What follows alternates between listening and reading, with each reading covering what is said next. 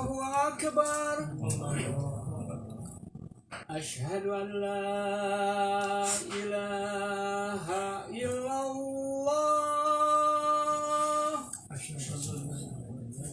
Asyhadu an la ilaha illallah.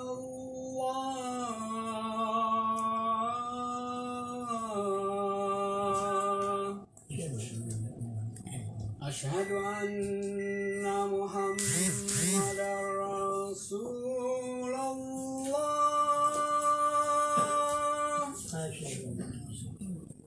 Asyhadu anna Muhammadar Rasulullah.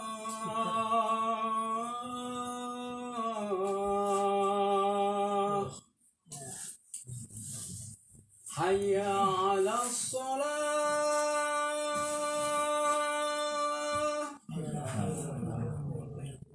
Hayya 'alas shalah.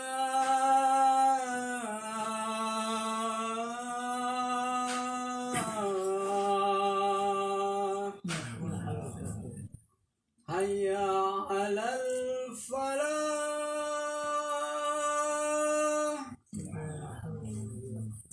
Hayya 'alal falah.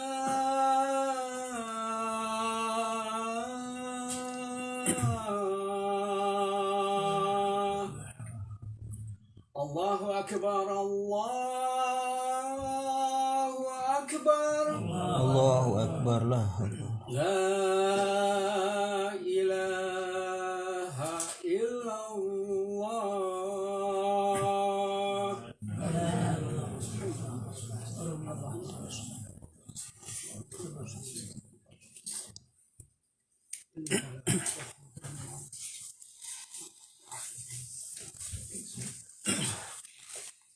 Bismillahirrahmanirrahim.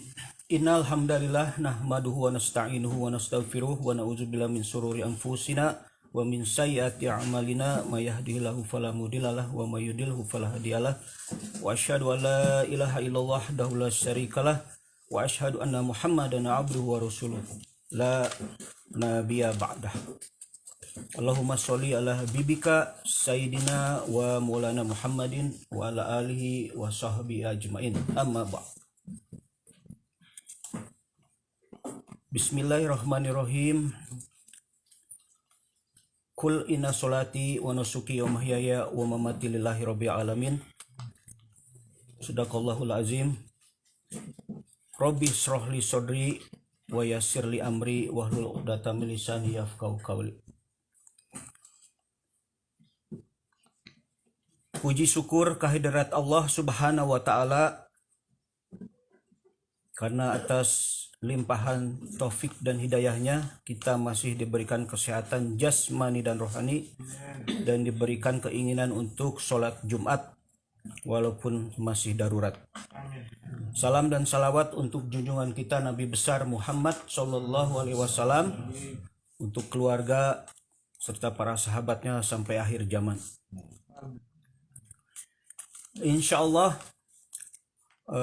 khutbah singkat yang akan saya uraikan atau sampaikan bukan saja untuk memberi untuk mengingatkan jamaah semua, juga termasuk mengingatkan diri saya sendiri dan keluarga saya. Jamaah Jumat yang dirahmati Allah Subhanahu wa taala, insyaallah Allah memberikan banyak sekali nafsu. Salah satu nafsu yang sering diingatkan di Al-Quran atau yang diajarkan oleh Rasulullah Sallallahu Alaihi Wasallam adalah nafsu. Para ulama menyebutnya an-naf al-amarah, an-naf al-amarah, atau sifat-sifat yang sifatnya marah ya. Seringkali kita tidak bisa menahan amarah ini, termasuk saya sendiri. Kisah cerita, baru saja pulang Jumatan ke kerjaan, saya dimarahin, saya pun marah juga. Lalu saya lupa ya, seringkali lupa ya. Dalam ilmu kedokteran ya, atau ilmu medis, sering marah itu banyak meningkatkan risiko jantung. Karena terdapat perubahan anatomis atau fisiologis tertentu pada jumlah sistem organ tubuh kita. Bisa memperburuk kesehatan dan memperburuk penyakit yang diderita. Seperti yang telah diteliti, kalau kita punya sifat yang marah ya, terutama marah yang tidak proporsional ya. Kalau kita sholat 5 kali sehari ya wajib, maka ada orang yang 5 kali sehari itu wajib marah tuh dalam sehari. Dan saya lihat sendiri itu di kerjaannya. Salah satunya bisa memperburuk luka lambung, migrain, pusing-pusing karena tegang atau headache atau tension headache. Bisa juga mengakibatkan hipertensi atau penyempitan pembuluh darah. Bisa mengganggu pernapasan, bahkan asma yang akut. Kemudian meningkatkan risiko stroke ya. Nah, kalau kita marah-marah biasanya menurut penelitian 2 jam kemudian kalau kita tidak reda masih marah-marah, maka terjadilah pembungkuan otak. Nah, disebut makanya stroke. Dan juga dapat melemahkan daya tahan tubuh atau sering terkena penyakit. Anjuran menahan marah atau bersabar di dalam Al-Quran surat Ali Imran ayat 134 yang artinya yaitu orang-orang yang berinfak baik di waktu lapang maupun sempit, dan orang-orang yang menahan amarahnya dan memaafkan kesalahan orang lain. Dan Allah mencintai orang yang berbuat kebaikan. Menahan amarah dan bersabar memang bukan perkara yang mudah dan gampang. Bahkan sekelas Rasulullah SAW saja pernah marah. Karena pada saat itu paman beliau yaitu Hamzah bin Abdul Muthalib gugur ya, dan seperti kita tahu bahwa jantungnya itu dibelah dan dikunyah oleh Hindun binti Utbah. Walaupun Hindun binti Utbah kemudian dia menjadi seorang muslim ya. Karena marah ya, lalu Rasulullah ingin membalas dendam, namun perasaan itu ditegur oleh Allah. Maka turunlah surat Al-Anfal ayat 126 yang artinya, dan jika kamu membalas, maka balaslah dengan balasan yang sama dengan siksaan yang ditimpakan kepadamu. Tetapi jika kamu bersabar, sesungguhnya itulah yang lebih baik bagi orang yang sabar. Nah, melalui ayat ini Allah ingin mengajarkan kepada utusannya sebagai manusia yang teladan bagi umat Islam agar menahan marah atau amarah dan bersabar atas segala hal yang dihadapinya. Karena menahan amarah dan bersabar jauh lebih baik dari melampiaskannya. Jamaah Jumat rahikumullah, ada beberapa solusi atau ajaran di dalam Islam untuk menghindari menghindari amarah yang membludak-bludak ya. Andaikan saja polisi LAPD atau di Amerika ini, atau orang-orang ya di Amerika dan orang-orang muslim juga bisa tahu cara-cara ini, mungkin tidak terjadi banyak hal-hal yang seperti kita lihat ya di sosial media. Hanya karena berusaha menyetop satu mobil, akhirnya ada orang yang mati karena si polisi itu tidak bisa menahan amarah. Begitu juga dengan kita atau bos-bos kita. Sering kali saya ya maaf ya, sampai terakhir itu karena bos yang terakhir itu yang ke-8 dalam 15 tahun itu sering marah-marah, akhirnya dipecat.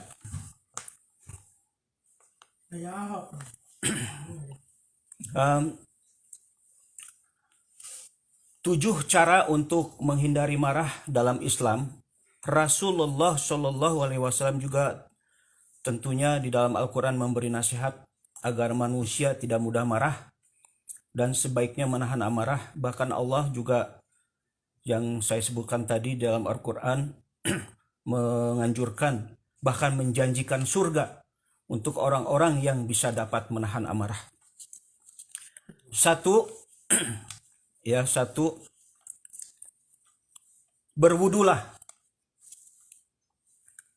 Berwudulah dengan baik ya. Sesungguhnya marah itu dari setan, dan setan diciptakan dari api, dan api bisa dipadamkan dengan air. Apabila kalian marah, hendaknya dia berwudu. Hadis riwayat Ahmad dan Abu Daud. Kedua, perbanyaklah zikir. Mohon perlindungan Allah Subhanahu wa taala ya, berzikir seperti istighfar, takbir, tahmid dan zikir-zikir lainnya yang Anda tahu ya. Apa saja, atau membaca surat-surat pendek. Karena orang bertengkar itu ya, urat lehernya tuh sangat terlihat gitu marah-marah ya. Lalu Rasulullah pun bersabda disuruh membaca kalimat ta'awuz ya, seperti a'udzubillahi minasyaitonirrajim, maka marahnya akan segera hilang. Hadis riwayat Bukhari dan Muslim ya. Ketiga, kalau mungkin lakukanlah sholat sunnah ya, karena bara api ada di dalam hati kita waktu marah itu ya. Lihat aja itu, kadang-kadang mata merah ya, urat leher tegang. Maka ambillah wudhu lalu sholat sunnah kalau memungkinkan. Kemudian yang keempat, mengambil posisi lebih rendah atau duduk ya. Biasanya kalau marah itu biasanya kita disuruh duduk ya. Berdiri ya, itu lebih mudah memukul. Biasa kalau berdiri lagi marah itu biasanya memukul, melempar ya, semua ucapan-ucapan kotor. Saudara-saudara kita yang di kebun binatang pun disebut ya, padahal nggak punya salah dia. Lalu kalau bisa duduk ya, dan kemudian di dalam beberapa hadis seperti sahabat Nabi itu Abu Zahar radhiyallahu anhu, beliau lebih memilih posisi lebih rendah ketika sedang marah ya. Rasulullah pun bersabda, apabila kalian marah dan dia dalam posisi berdiri, hendaklah dia duduk, karena dengan itu amarahnya bisa hilang. Jika belum juga hilang, hendaklah dia mengambil posisi tidur. Hadis riwayat Ahmad dan Abu Daud. Kemudian yang kelima, bila kita sedang meluap-luap kemarahan kita, diam dan jaga ucapan. Walaupun kita tahu itu benar ya. Karena biasanya pasti ya umpatan-umpatan, maki-makian ya keluar dari mulut kita. Dengan diam dan menjaga ucapan, insya Allah terhindar dari dosa besar.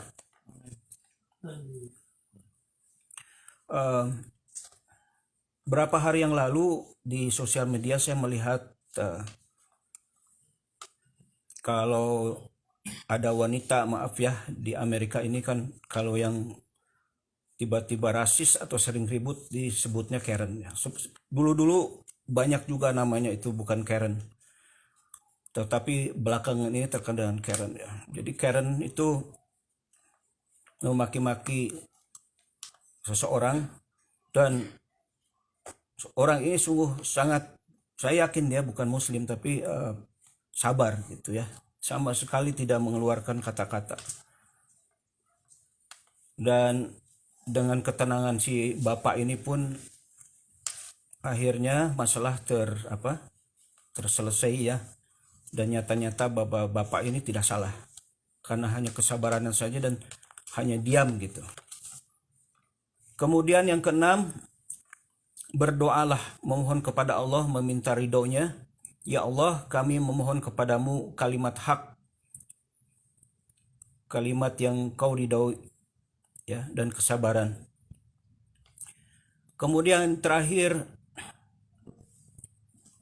yang ketujuh, mengingatkan diri saya sendiri dan jamaah Jumat semuanya untuk selalu mempelajari atau membaca Al-Quran atau hadis-hadis tentang menahan marah ini. Karena dari sekian banyak sifat manusia selama tinggal di Amerika ini, memang salah satu yang membuat saya pribadi itu ya tidak bisa menahan, kadang-kadang itu marah ya. Waktu zaman muda-muda dikit dulu, saya sering sekali itu yang namanya road age yang di jalan itu ya, orang nyelip sembelih saya itu ya saya kejar ya. Nah, sekarang sudah mulai belajar lah, cuma cukup berdoa aja ya di jalan, semoga orang itu diberi hidayah gitu ya. Jangan ngedoain celaka hanya Allah yang tahu mau celaka atau enggak.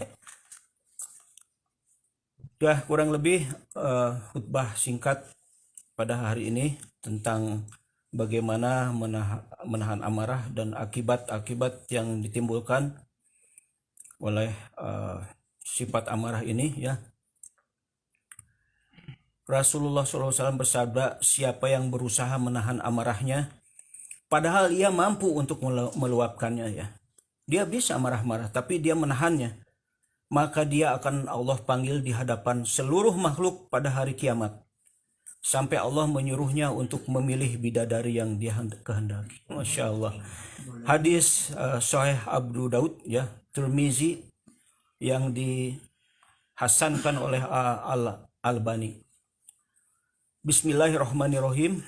Barakallahu li walakum fil Qur'anil azim wa nafa'ani wa iyyakum bima fihi minal ayati wa zikril hakim. Aqulu qawli hadza wa astaghfirullah li wa lakum wa lisairil muslimina min kulli dzambin wastaghfiruhu innahu huwal ghafurur rahim.